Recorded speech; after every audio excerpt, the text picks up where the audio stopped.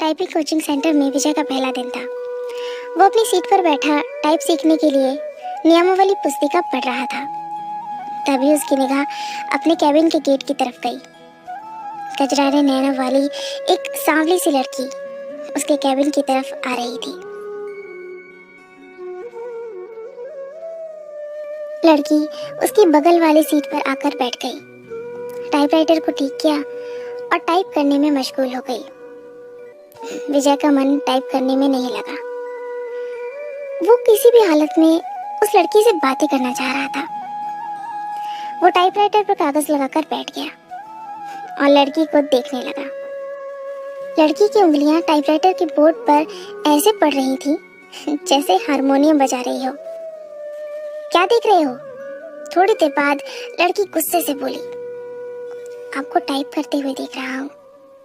यहाँ क्या करने आए हो? टाइप सीखने। ऐसे सीखोगे? लड़की के स्वर में तल्खी बरकरार थी, गुस्सा थी। विजय ने कहा, मेरा आज पहला दिन है, इसलिए मेरी समझ में कुछ नहीं आ रहा है। आप टाइप कर रही थी तो मैं देखने लगा कि आपकी उंगलियां कैसे पड़ती है कीबोर्ड पर। आपको टाइप करते हुए देखकर लगा कि मैं भी सीख ही जाऊंगा। यदि इसी तरह मुझे ही देखते रहे तो आपकी ये मनोकामना कभी पूरी नहीं होगी, लड़की ने कहा। लड़की ये कहकर फिर टाइप करने में जुट गई। विजय भी कीबोर्ड देखकर टाइप करने लगा।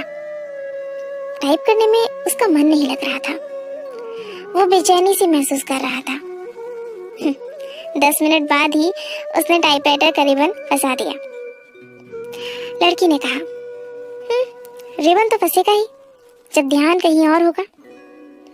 लड़की उसके टाइपराइटर को थोड़ा अपनी ओर खींचकर रिबन ठीक करने लगी। लो, ठीक हो गया, लड़की ने कहा। लड़की फिर टाइप करने में लग गई। लेकिन विजय का मन टाइप करने में नहीं लगा। वो लड़की से बात करने की ताक में ही लगा रहा। मन नहीं लग रहा है? अचानक लड़की ने उससे पूछा। तुम पाछे खिल गई। हाँ, लगता है कि सीख भी नहीं पाऊंगा। आसार तो कुछ ऐसे ही दिखते हैं। आपका नाम? विजय ने बात बढ़ाने के लिए सवाल कर दिया। सरिता। अच्छा नाम है, बहुत अच्छा नाम है। लेकिन मुझे इस नाम से नफरत है, विजय ने पूछा। क्यों? अब कोई एक कारण हो तो बताएं। ये कहते हुए सरिता अपनी सीट से उठी और पर्स कंधे पर टांगते हुए कैबिन से बाहर निकल गई। विजय उसे जाते हुए देखता रहा। उसके जाने के बाद उसने टाइपराइटर पर नजर डाली। टाइपराइटर उसे उदास लगा। उसे शायद सरिता से प्यार होने लगा था। इसी दिन से विजय हवा में उड़ने लगा। रातों को छत पर घूमने लगा, तारे गिनता और उनसे बातें करता। चांदनी रात में बैठकर कविताएं लिखता। गर्मी की धूप उसे गुनगुनी लगने लगी। दुनिया गुलाबी हो गई तो जिंदगी गुलाब का फूल। आंखों से नींद गायब हो गई थी।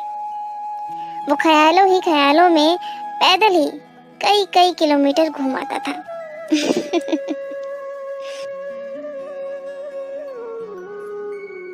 अपनी इस स्थिति के बारे में उसने अपने एक दोस्त को बताया।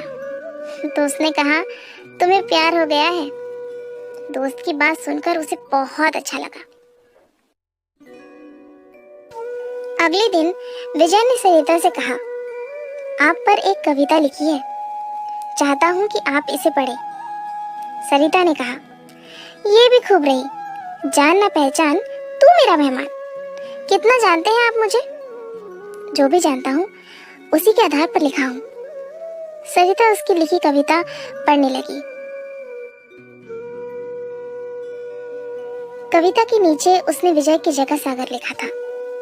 सरिता ने उसे देखा और कागज विजय की तरफ बढ़ा दिया। विजय ने कहा, मैं चाहता हूँ कि आप इसे टाइप कर दें। इसे छपने के लिए भेजना है। सरिता कुछ नहीं बोली, कागज को सामने रखकर टाइप करने लगी। विजय उसे देखता रहा। इस बात का आभास सरिता को भी था कि विजय उसे ही देख रहा है। लेकिन उसने कोई विरोध करने की बजाय उससे पूछा, आप कवि हैं? हाँ, बनने की कोशिश कर रहा हूँ। कवि भगौड़े होते हैं, सरिता ने उसकी ओर देखते हुए कहा। उसकी इस टिप्पणी से विजय सकपका गया। सरिता ने फिर कहा, कवि अपने सुख के लिए कविता रचता है। रचते समय वो कविता के बारे में सोचता है, मगर उसके बाद वो कविता को उसके हाल पर छोड़ देता है। कविता जब संकट में होती है तो कवि कविता के पक्ष में खड़ा नहीं होता।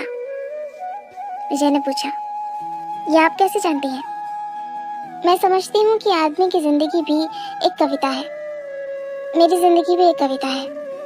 मेरी जिंदगी मुझे अच्छी नहीं लगती, इसलिए कविता भी मुझे अच्छी नहीं लगती। अरे वाह, आप तो कवि हैं, विजय ने कहा। हाँ, अभी आपने जो कहा वो तो कविता है, सरिता ने कहा। नहीं, कविता नहीं, कविता का प्रलाप है, उसकी वेदना जो उस कवि के कारण उपजी है जिसने मेरी जिंदगी की रचना की। इतना कहकर सरिता कैबिन से बाहर चली गई और विजय सोचता रहा कि कैसी है ये। आज उन्होंने बहुत अजीब बातें की।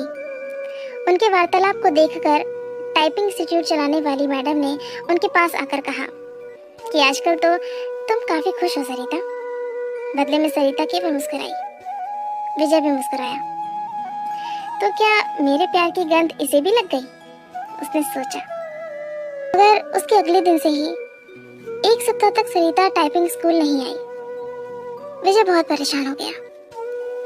विजय रोज आता रहा और निराश होकर वापस घर जाता रहा।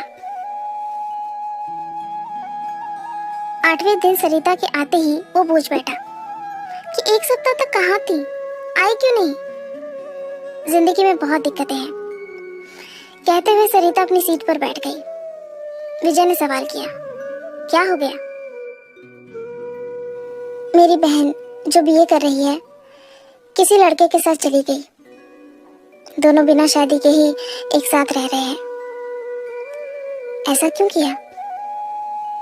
उसका कहना है कि यदि वो ऐसा ना करती तो उसकी शादी ही नहीं हो पाती।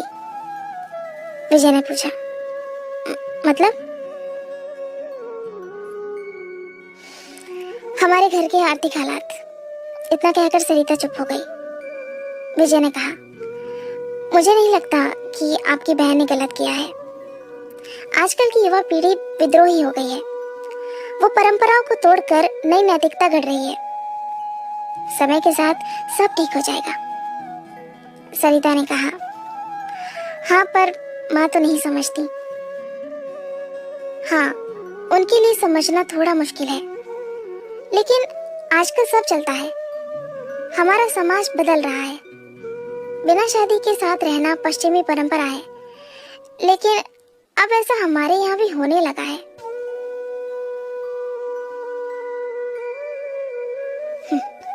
हाँ, बैठकर सपनों के राजकुमार का इंतजार करने से तो बेहतर ही है ना कि जो हाथ थाम ले उसके साथ चल दिया जाए।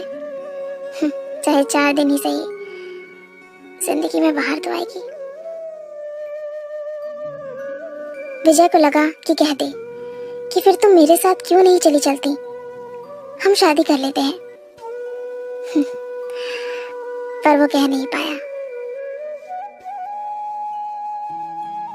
जानते हो, मेरी एक बहन 12वीं में पढ़ रही है। उसका भी एक लड़के से प्रेम चल रहा है। वो दोनों एक दूसरे से शादी करने को तैयार हैं। अगले साल बालिग होते ही दोनों शादी कर लेंगे। विजय के मन में आया कि कह दे कि अच्छा ही है, वो अपने आप पर खोज ले तो तुम्हें परेशानी नहीं होगी। वैसे भी 5,000 की नौकरी में तुम कौन सा राजकुमार उन्हें दे दोगी। अच्छा है कि वो अपने अपने प्रेमियों के साथ भाग जाए।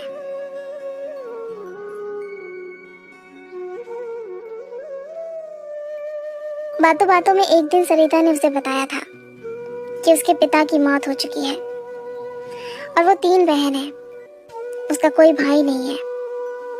बहनों में वही सबसे बड़ी है। वो एक ऑफिस में काम करती है और उसे 5,000 रुपये मासिक वेतन मिलता है। दूसरी जगह काम पाने के लिए टाइपिंग सीख रही है। मैं भी सोचती हूँ कि एक बहन ने जो किया ठीक ही है, दूसरी जो करेगी वो भी अच्छा ही है। जीवन यदि संघर्ष है तो करो। प्रेमी से पति बना व्यक्ति भी धोखा दे सकता है, जीवन नरक बन सकता है। और माता पिता का खोजा राजकुमार भी यही करता है।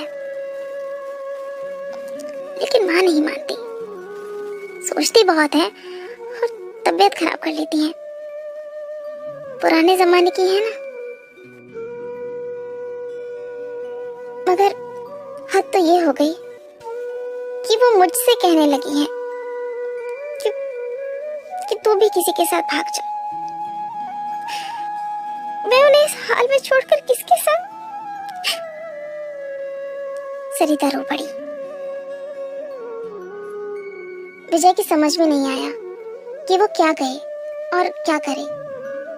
स्थिति को सरिता समझ गई तो खुद पर काबू किया और फिर से टाइप करने लगी। 10 मिनट बाद सरिता उठी और बिना बोले ही चली गई। विजय की इच्छा हुई कि वो उसके पीछे पीछे चला जाए, लेकिन वो बैठा रहा और उसे जाते हुए देखता रहा।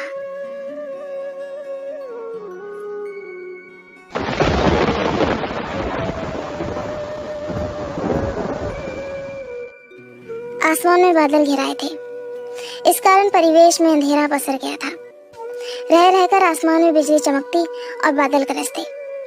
ऐसे मौसम में भी विजय टाइपिंग स्कूल जाने के लिए तैयार था। वो सरिता से मिलना चाहता था। जब वो घर से निकला तो बूंदाबांदी शुरू हो चुकी थी। फिर भी वो तेज कदमों से टाइपिंग स्कूल की तरफ बढ़ने लगा। कुछ ही दूर गया कि बारिश तेज हो गई। सड़क पर चल रहे लोग भागकर किसी छांव में खड़े हो गए, पर वो अपनी मस्ती में भीगता हुआ चलता रहा।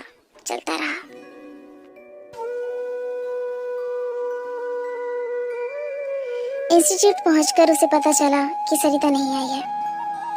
इतनी बारिश में आने की क्या जरूरत थी?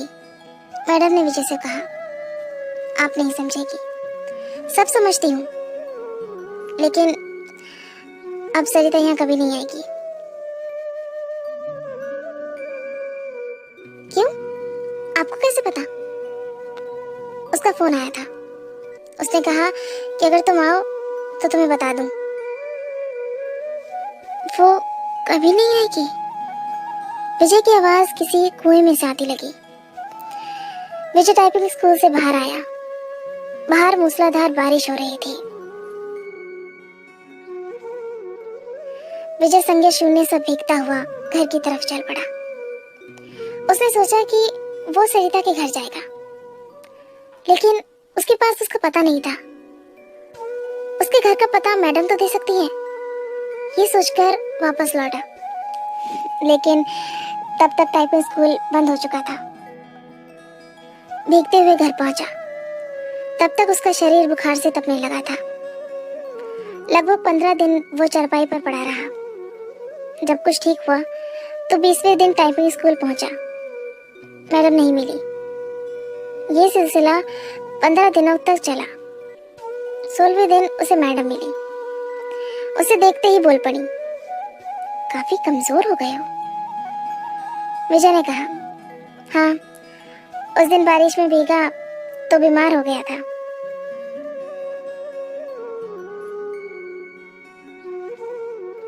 विजय ने मैडम से सरिता के घर का पता मांगा तो उसने एक कागज पर लिखा और विजय के हाथ में थमा दिया। मैडम को धन्यवाद बोलकर विजय चल पड़ा। वो आज ही सरिता से मिलना चाहता था। जब वो मैडम के दिए हुए पते पर पहुंचा तो वहां ताला लगा था। पड़ोसियों से पूछने पर पता चला कि सरिता यहीं रहती थी, लेकिन अब मकान बेचकर चली गई है। कई लोगों से पूछने के बाद भी विजय को उसका नया पता नहीं मिला। बेचारा निराश होकर घर लौट आया। सरिता के इस व्यवहार से उसे काफी धक्का लगा। उसे कुछ समझ नहीं आ रहा था कि सरिता ने ऐसा क्यों किया। वो सरिता की याद में कविताएं लिखने लगा। एक दिन उसने एक सपना देखा और उसके भावों को कविता के रूप में कागज पर लिखा।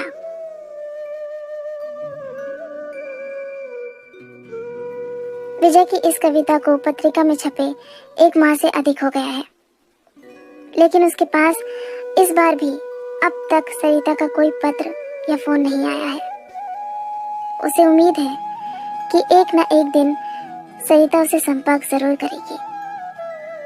जब से वो कविता प्रकाशित हुई है, तब से वो फोन की प्रत्येक घंटी पर चौंक जाता है। यही नहीं, हर रोज पोस्टमैन का बेसब्री से इंतजार करता है। और जब उसके आने का समय खत्म हो जाता है, तो वो उदासी के समुद्र में डूब जाता है।